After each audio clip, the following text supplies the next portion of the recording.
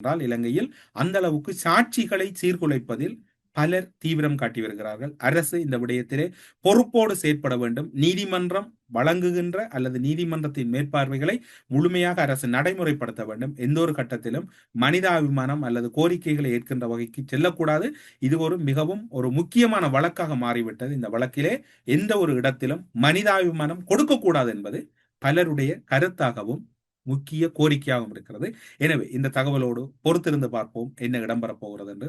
ஷலே அவர்கள் இப்போது சில உணவு தவிப்பு விவகாரங்களுக்குள்ளும் உள்ளால் ஈடுபடுவதாக கூறப்படுகிறது. அவர் கிட்டத்தட்ட அவரை வரித்துக் கொள்ளுகின்ற வேலைகளில், அதாவது அவர் பிள்ளையானும் நீண்ட நாட்கள் இருக்கின்றார். பிள்ளையானுக்கு இவருக்கு ஏற்படுகின்றது எதுவும் பிள்ளையானுக்கு ஏற்பட்டதாக அவருடைய சட்டத்தரணிகளோ யாரோ கூறவில்லை. ஆனால் உதய கம்பன்பில சார்பில் அடிப்படை உரிமை மீறல் மனு ஒன்று தாக்கல் செய்யப்பட்டிருக்கிறது. பயங்கரவாத தடுப்பு சட்டத்தின் கீழ் கைது செய்யப்படுகின்றவர்கள் அவர்கள் விரும்பியோ விரும்பாமலோ அவர்கள் நீண்ட நாள் சிறையில் இருக்கின்ற போது பயங்கரவாத தடை சட்டத்தின் கீழ் பிணையில் வெளியில் வருவது என்ற அசாத்தியம் என்பதனால் அடிப்படை உரிமை மீறல் மனு உதய கம்பன் பிளவால் தாக்கல் செய்யப்பட்டிருக்கிறது.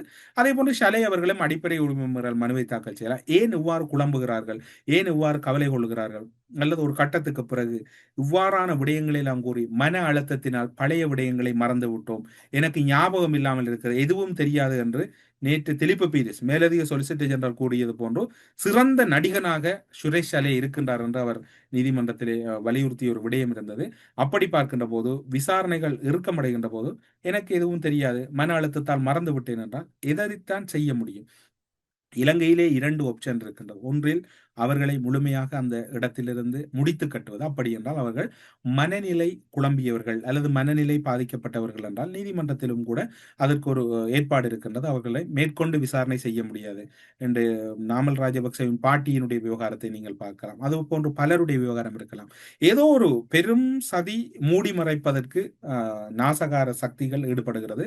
இந்த விடயத்திலே அனுர அரசு மிக வெளிப்பாக இருக்க வேண்டும். குற்றத்தடுப்பு புலனாய்வு பிரிவினரும் குற்றத்தடுப்பு புலனாய்வு பிரிவின் அதிகாரிகளும் வெளிப்பாக இருக்க வேண்டும்.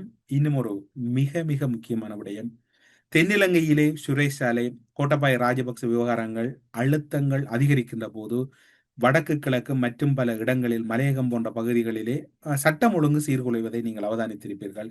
ஏனென்று சொன்னால் இலங்கையிலே இராணுவ புலனாய்வு, அரச புலனாய்வு, உள்ளக புலனாய்வு, இந்த 3 புலனாய்வு கட்டமைப்புகளும் கிட்டத்தட்ட இப்போ ஒரு 2 வருடங்களாகத்தான் அனுரகுமார மேற்பார்வையில் இடம்பெற்றுக் கொண்டிருக்கிறது. இதற்கு முதல் அதனை எல்லாம் நிர்வகித்தவர்கள் ராஜபக்ச தரப்பு தான். அதிகளவான காலங்கள் இலங்கையின் படைத்துறை கட்டுமானத்துக்குள் தங்களை முழுமையாக ஈடுபடுத்தியவர்கள்.